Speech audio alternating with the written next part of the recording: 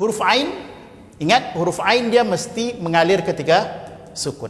Mesti mengalir ketika sukun. Tidak boleh dibaca ba. Bukan na, bukan. Bukan na, tapi na.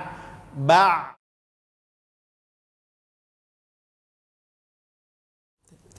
Bismillahirrahmanirrahim. Assalamualaikum warahmatullahi wabarakatuh. Alhamdulillahirabbil alamin. Allahumma salli ala sayyidina Muhammad wa ala ali sayyidina Muhammad. Sahabat Quran yang dimuliakan Allah Subhanahu wa taala. Pada kesempatan ini kita akan membahas satu pembahasan, yaitu tentang pertanyaan ya dari sahabat-sahabat Quran melalui online, yaitu Ustadz bahas satu bab atau satu pembahasan tentang huruf ain ya, karena kesulitan untuk melatih pengucapannya. Baik.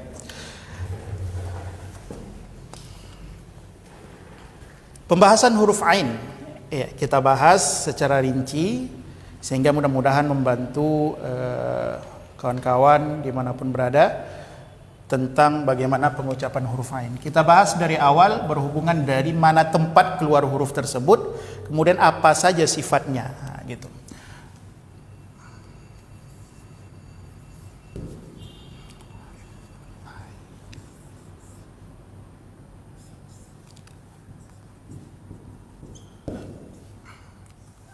Huruf ain ya, huruf ain.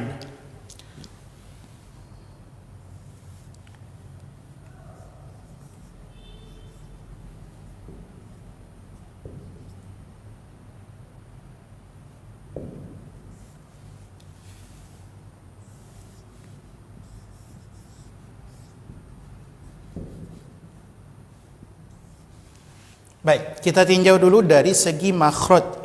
Dari mana sebenarnya tempat keluar huruf ain ini? Apapun hurufnya, ya, apapun hurufnya, untuk melatihnya kita kenali terlebih dahulu dari mana tempat keluar huruf. Karena kalau kita nggak paham dari mana tempat keluarnya, maka kita bingung untuk melatihnya. Apapun hurufnya, tidak hanya pada huruf ain saja, tapi huruf apa saja. Huruf ain, kalau kita lihat dari matan Muqaddimah Al-Jazariyah, ya, Syekh Jazari mengatakan, "Tsumma li aqsal halqi hamzun ha wa min wasatihi." Ini dia. Ya, huruf ain ini yaitu keluar dari wastul halqi. Ya, keluar dari wastul halqi.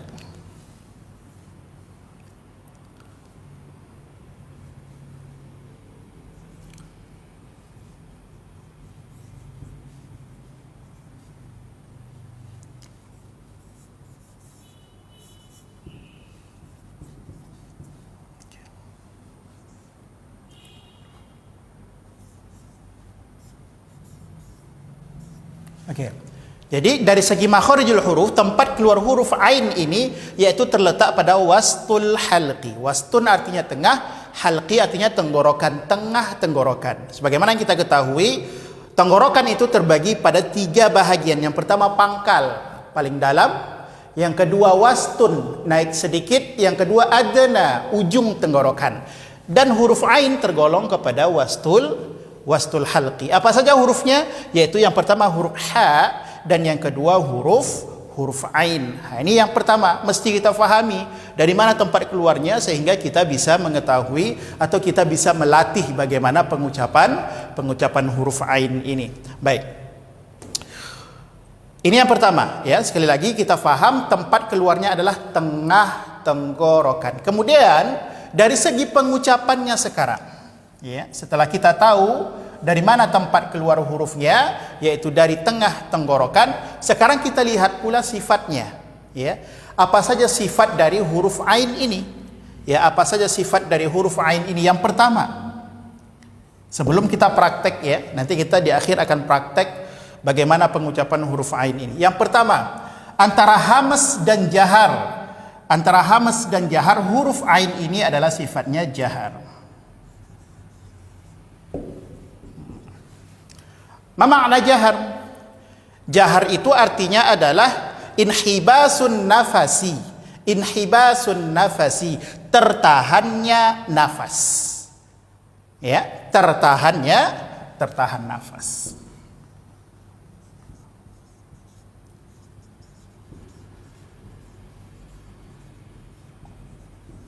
Ini perlu kita fahami. Jadi huruf ain ini ketika kita baca, maka tidak akan kita rasakan bahwasanya mengalir nafas, tidak. Ya, contohnya iyyaka na'budu, maka tidak kita rasakan berhubungan dengan nafas. Ya, itu yang pertama. Yang kedua, sifat dari huruf ain ini antara syiddah, rakhawah dan tawasud, dia termasuk kepada tawasud.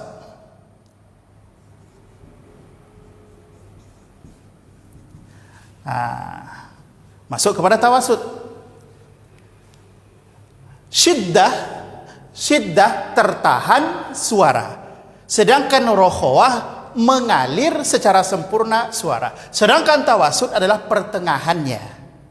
Ya, tidak sempurna tertahan suara seperti syiddah dan tidak pula mengalir secara sempurna seperti rakhawah.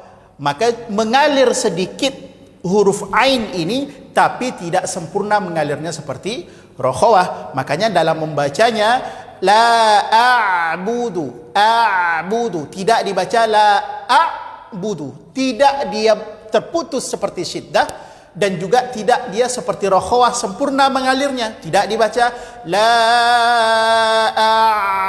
a'budu, tidak, tapi lebih singkat dalam cara mengalirnya, cukup la a'budu, mengalir saja sedikit.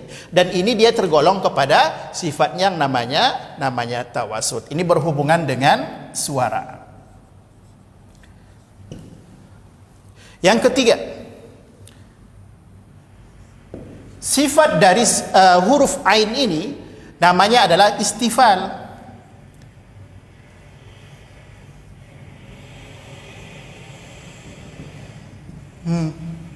Ya, sifatnya istifal.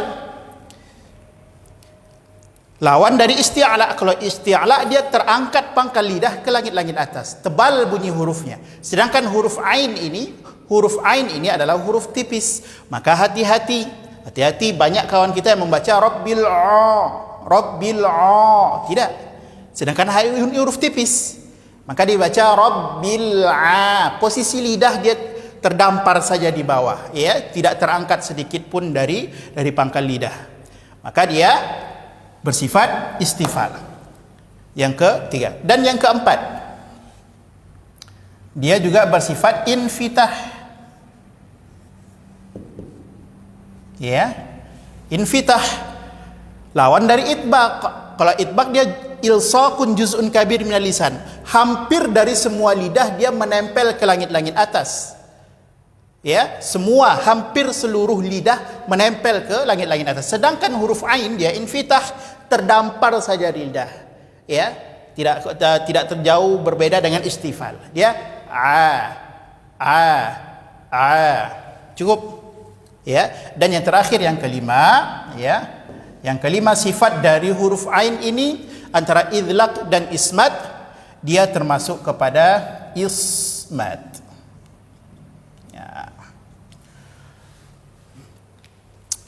Ismat bisa difahami yaitu ikhraju harfi bis-su'ubah, yaitu keluarnya huruf dengan sedikit berat dalam pengucapannya. Betul, ya. Huruf ain sedikit ada usaha dalam membacanya atau dalam menyebutkan hurufnya. Bahkan kalau kita bandingkan dengan hamzah, ain itu nanti lebih kuat penekanannya dibandingkan hamzah dalam pengucapannya. Ini adalah dari segi sifat, ya. Dari segi nafas dia tidak mengalir. Sekali lagi, dari segi sifat dia tidak mengalir dari nafas. Dari segi suara dia mengalir sedikit, ya, tapi tidak sempurna mengalirnya karena sifatnya tawasud. Dari segi terangkat dan tidaknya pangkal lidah, huruf ain termasuk yang tidak terangkat. Kenapa? Sifatnya istifal. Kemudian yang keempat, infitah. Infitah yaitu tidak menempelnya sebahagian besar lidah ke langit-langit atas. Betul, karena di awal dia sudah istifal. Dan ismat yang terakhir, su'ubah, sedikit berat dalam pengucapan huruf ain. Dan ain termasuk, ya, huruf yang sedikit berat dalam pengucapannya. Baik, sahabat Quran dimuliakan Allah, dari segi makhraj kita sudah faham tempat keluarnya adalah tengah tenggorokan. Kemudian dari segi sifat kita juga sudah sudah fahami jahar, tawasud, istifal, infitah dan ismat. Ini 5 sifat yang ada pada huruf ain. Baik, sekarang dalam prakteknya di tengah masyarakat, apa kesalahan umum yang sering terjadi? Ya, apa kesalahan umum yang sering terjadi? Yang pertama, ada sebahagian kita mengganti huruf ain ini, ya, huruf ain ini, yaitu berubah menjadi huruf hamzah, ya, huruf ain berubah menjadi huruf hamzah. Ini hati-hati, ya, hati-hati. Contohnya kalimat a'udzu, ada yang membaca a'udzu jadi hamzah keduanya, atau kalimat rabbil alamin dibacanya rabbil alamin. Ini kita jumpai di tengah masyarakat tentang pengucapan huruf ain, yaitu berubah menjadi huruf hamzah. Yang kedua, apa kesalahan umum yang sering terjadi pada penyebutan huruf ain? Yaitu terseret dalam pengucapan. Ya, terseret dalam pengucapan. Ini kita jumpai, ya, kita jumpai. Apa contohnya? Ghairil maghdubi alaihim. Lihat, bi alaihim ini menyeret huruf. Enggak boleh, ya. Ghairil maghdubi alaihim. Seharusnya adalah ghairil maghdubi alaihim, bi alaihim. Azizul, azizu, jangan azi, alim, jangan alim. Itu kesalahan yang sering terjadi, yaitu ketika penyebutan huruf ain. Ini yang kedua. Yang ketiga, yang banyak juga kita jumpai, kesalahan yang sering terjadi pada penyebutan huruf ain ketika sukun. Baik, ketika sukun. Apa kesalahan yang sering terjadi di sifat yang kedua? Di sifat yang kedua, yaitu tadi mengalir sedikit suara. Tapi yang kita jumpai banyak sekali yang memutus, ya. Banyak sekali yang memutus huruf ain ketika dia sukun. Apa contohnya? Ya, qul ya ayyuhal kafirun la a'budu. Ini sering sekali kita jumpai. La a'budu. Tidak. Dia mesti mengalir. Ya, mesti mengalir. Iyyaka na'budu. Iyyaka na'budu. Mengalir. Tidak boleh dibaca iyyaka na'budu. Iyyaka na'budu. Ini dia. Ini kesalahan yang sering terjadi, ya, kita jumpai ketika praktek membaca, ya, praktek membaca huruf ain. Dan yang terakhir, ya, biasanya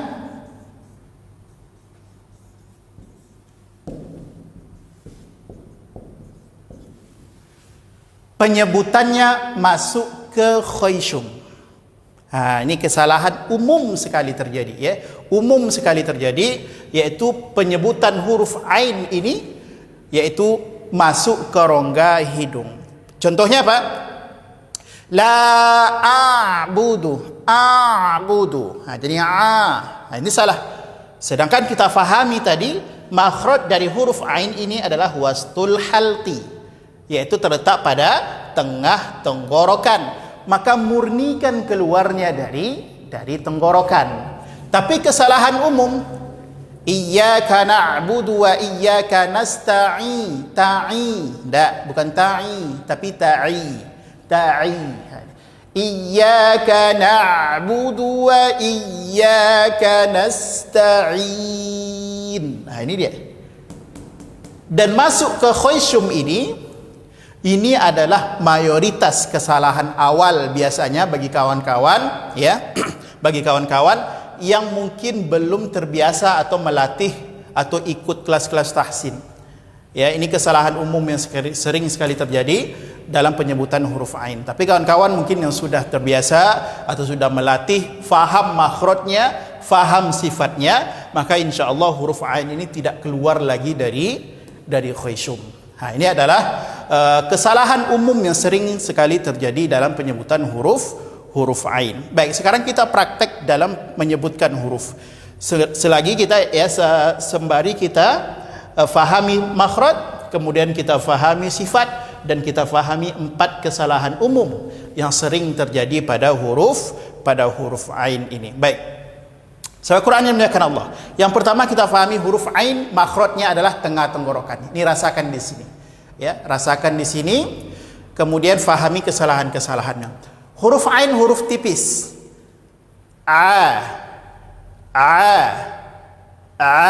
Itu dia. Fahami bukan itu hamzah, tapi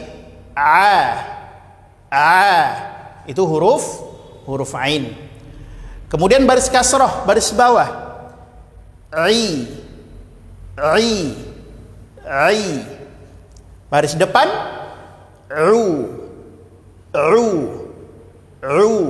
gitu.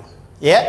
Kemudian perlu difahami juga untuk melatih kesempurnaan makhraj dan sifat, jangan juga berlebih-lebihan, ya. Jangan juga berlebih-lebihan. Ya, jangan ghulu juga, jangan, ya, karena mukammalan min ghairi ma takallufi, menyempurnakan bacaan Al-Qur'an itu tidak juga takalluf, enggak memberatkan kita. Jangan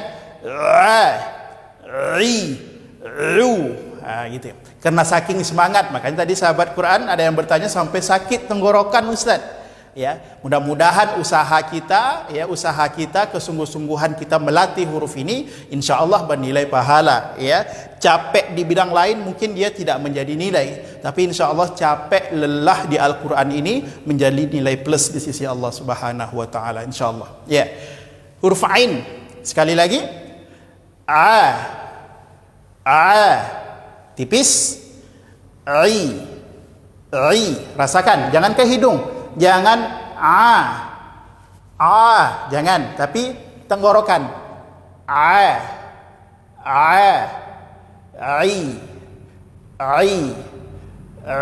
Menyongkan dhammah. Baru huruf ain. Ingat, huruf ain dia mesti mengalir ketika sukun. Mesti mengalir ketika sukun. Tidak boleh dibaca ba, bukan na, bukan na, tapi na, ba, ta. Ini dia. Ini sifat dari huruf ain. Terakhir, ba. Sekali lagi, ba. Itu adalah latihan kita dalam melatih harful ain, huruf ain. Sekali lagi, dari makhraj dia terletak di tengah tenggorokan. Dari segi sifat dia memiliki 5 sifat. Baik, dari kesalahan umum ada 4. 1 berubah menjadi hamzah, 2 terseret dalam pengucapan, yang ketiga tidak mengalir ketika sukun, dan yang keempat masuk ke khaysum. Ini 4 kaidah atau 4 kesalahan umum yang sering terjadi dalam penyebutan huruf ain. Dan terakhir sudah kita latih juga dalam penyebutan huruf ain. Sekali lagi, kalau kita bandingkan hamzah dan ain, ain lebih kuat penekanannya dibandingkan huruf hamzah. Untuk melatihnya bagaimana, Ustaz? Gandengkan saja 2 huruf ini.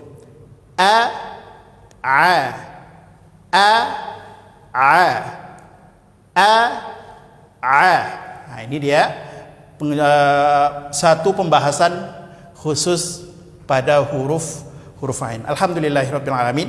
Mudah-mudahan menjadi pembelajaran bagi kita bersama, bagi kawan-kawan yang melatih atau berusaha ya untuk melatih salah satu huruf hijaiyah, yaitu huruf ain. Mudah-mudahan Allah berikan kemudahan, Allah ringankan lidah kita dalam pengucapan huruf-huruf hijaiyah yang insyaallah dalam melatih bernilai pahala di sisi Allah Subhanahu wa taala. Assalamualaikum warahmatullahi wabarakatuh.